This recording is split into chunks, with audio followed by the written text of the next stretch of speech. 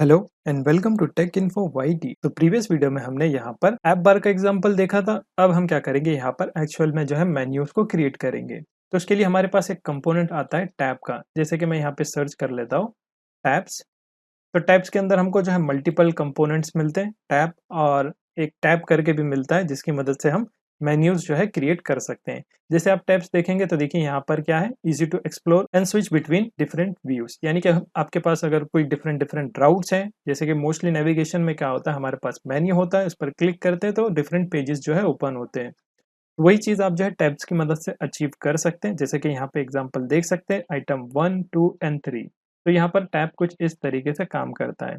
नीचे स्क्रॉल करेंगे तो बहुत सारे तरीके, आप डिफरेंट डिफरेंट तरीके से जो है टैब का यूज कर सकते हैं। इसमें आप कलर चेंज कर सकते हैं, जैसे कि यहाँ पर सेकेंडरी कलर है, सेकेंडरी इसके अंदर पिंक कलर होता है।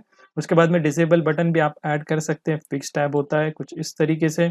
और भी बहुत सारी चीजें, सेंटर टैब, बहुत सारी चीज़ें यहाँ पर नीचे देखेंगे ना, आप स्क्रॉल करेंगे तो बहुत सारी चीज़ें आपको देखने मिल जाएँगी। तो सभी का आप यूज़ कर सकते हैं और इसकी मदद से जो है नेविगेशन मेन्यू आप क्रिएट कर सकते हैं।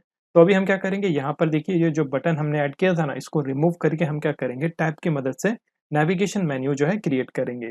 तो चलिए चलते हैं विजुअल स्टूडियो कोड में, और यहाँ से मैं क्या करता हूँ, टाइपोग्राफी रहने देता हूँ और बटन को मैं रिमूव कर लूँगा। इसके बदले हम क्या करेंगे, यहाँ पर टैब्स का यूज़ करेंगे। तो बटन रिमूव कर लेते हैं और यहाँ पे आपको क्या करना पड़ेगा, टैब्स को जो है ऐड करना पड़ेगा। तो यहाँ पे आप लिखे टैब्स, और इसके साथ ही में आपको जो है टैब भी ऐड करना पड़ेगा। अब टैब्स जो रहेगा वो एज अ कंटेनर की तरह जो है काम करेगा। तो यहाँ पे आपको लिखना है टैब्स, और टैब्स के अंदर हमारे पास होते हैं सिंगल टैब। तो यहाँ पे आपको लिखना है टैब, ये सिंगल मेन्यू रहेगा और सेल्फ क्लोजिंग टैग रहेगा। इसके अंदर आपके पास होता है लेबल। तो यहाँ पे आप लेबल सेट कर सकते हैं। लेबल की मदद से आप जो है मेन्यू को डिफाइन कर सकते हैं। जैसे कि यहाँ पे लेबल में मैं लिखता हूँ होम। इसी तरीके से मल्टीपल टाइम कॉपी कर लेता हूँ। सेकेंड वाला हम कर देते हैं अबाउट, और थर्ड वाला हम कर देते हैं कॉन्टैक्ट। तो ये 3 मेन्यू हमने यहाँ पर क्रिएट कर लिया। इसी तरीके से टैब्स के अंदर आपको बहुत सारे जो है प्रॉपर्टीज़ मिलती हैं जिसका आप यूज़ कर सकते हैं। जैसे कि मान लीजिए आपको यहाँ पर इसका कलर चेंज करना है, या फिर इंडिकेटर चेंज करना है, या फिर इसके अंदर वैल्यू को जो है असाइन करना है। जैसे कि मान लीजिए हम इसको सेव कर लेते हैं और एक बार टेस्ट कर लेंगे कैसा दिखता है, फिर उसके बाद में जो है प्रॉपर्टीज़ पर काम करेंगे। चलते हैं वापस, तो देखिए यहाँ पर कुछ इस तरीके से आपको मेन्यू देखने मिल जाते हैं। तो इसका आप यूज़ कर सकते हैं, और हम क्या करेंगे, इसको जो है ना मार्जिन ऐड कर देंगे। तो एसएक्स, और मार्जिन लेफ्ट हम कर देंगे ऑटो। तो ये राइट हैंड साइड पे जो है शिफ्ट हो जाएगा। सेव कर लेते हैं इसको एक बार और चेक करते हैं। तो देखिए यहाँ पर ये राइट हैंड साइड पे जो है मेन्यू जा चुका है। अब इसका जो है आप कलर चेंज कर सकते हैं। तो कलर के लिए आपको क्या करना है, इसका जो है टेक्स्ट कलर जो है चेंज करना पड़ेगा। तो हम क्या करेंगे, उसके लिए लिखेंगे टेक्स्ट कलर, कैमल केस में आपको लिखना है। और टेक्स्ट कलर आप क्या कर सकते हैं, इसके अंदर बहुत सारे ऑप्शन मिल जाते हैं, प्राइमरी, सेकेंडरी, या फिर इनहेरिट भी आप कर सकते हैं। इनहेरिट करेंगे, जो पेरेंट का रहेगा वही चीज़ जो है अप्लाई हो जाएंगी चाइल्ड क्लास को। तो इनहेरिट करूंगा तो देखिए यहाँ पर ये वाइट कलर में हो चुका है। इसी तरीके से आप जो इंडिकेटर भी ऐड कर सकते हैं। यहाँ पे आप क्या कर सकते हैं, इंडिकेटर कलर। इंडिकेटर के लिए हमको क्या करना पड़ेगा, ओप्स, यहाँ पे कैप्स लॉक ऑन हो चुका है, इसको कट करते हैं। इंडिकेटर हम यहाँ पर कलर सेट कर सकते हैं। तो यहाँ पे आपको लिखना है इंडिकेटर कलर, और मैं यहाँ पे क्या करूँगा, सेकेंडरी ऐड कर देता हूँ। सो सेकेंडरी आपको ऐड कर देना है। तो यहाँ पर कुछ पिंक कलर का ऐड हो जाएगा, और इसको मल्टीलाइन कर देते हैं ताकि अच्छे से आपको दिखाई दे।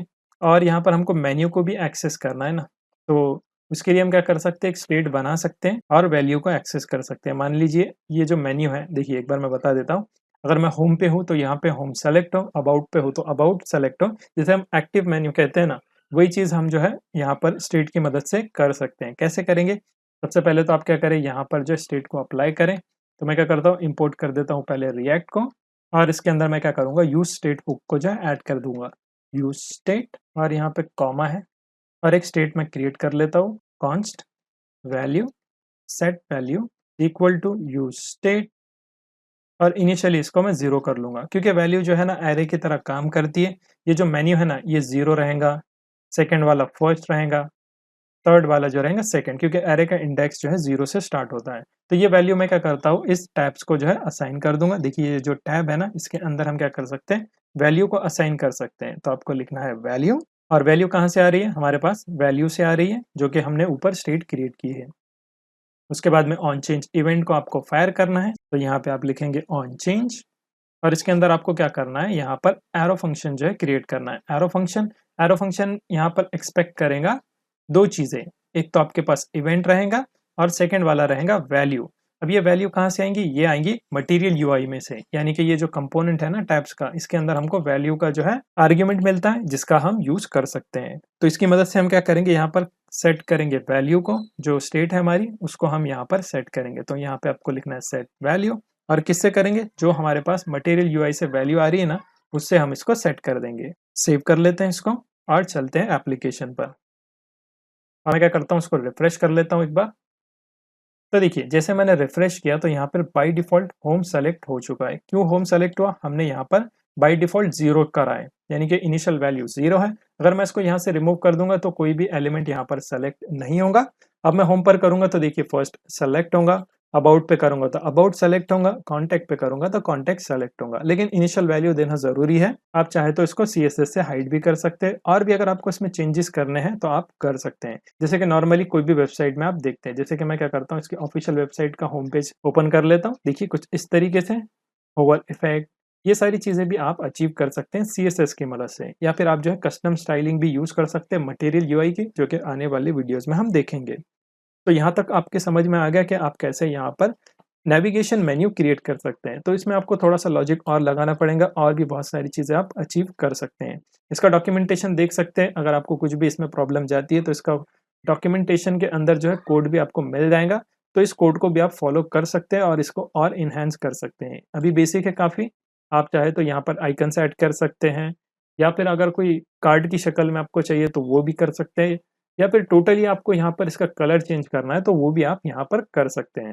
तो इसका कलर कैसे चेंज करना है, मैं जो है थीम के सेक्शन में इसको बता दूंगा कि कैसे हम इसका टोटली जो है एप्लीकेशन को रीडिज़ाइन कर सकते हैं, कैसे करेंगे, और वो एंटायर एप्लीकेशन पे कैसे अप्लाई होगा तो वो भी हम देखेंगे आने वाले वीडियोस में। तो यहाँ तक कि आपके समझ में आ गया होंगे ऐप बार कैसे यूज़ करना है, और टैब्स में क्या डिफरेंस है, और उसको कैसे यूज़ करना है। तो उसको हम मेन्यू के लिए यूज़ करते हैं।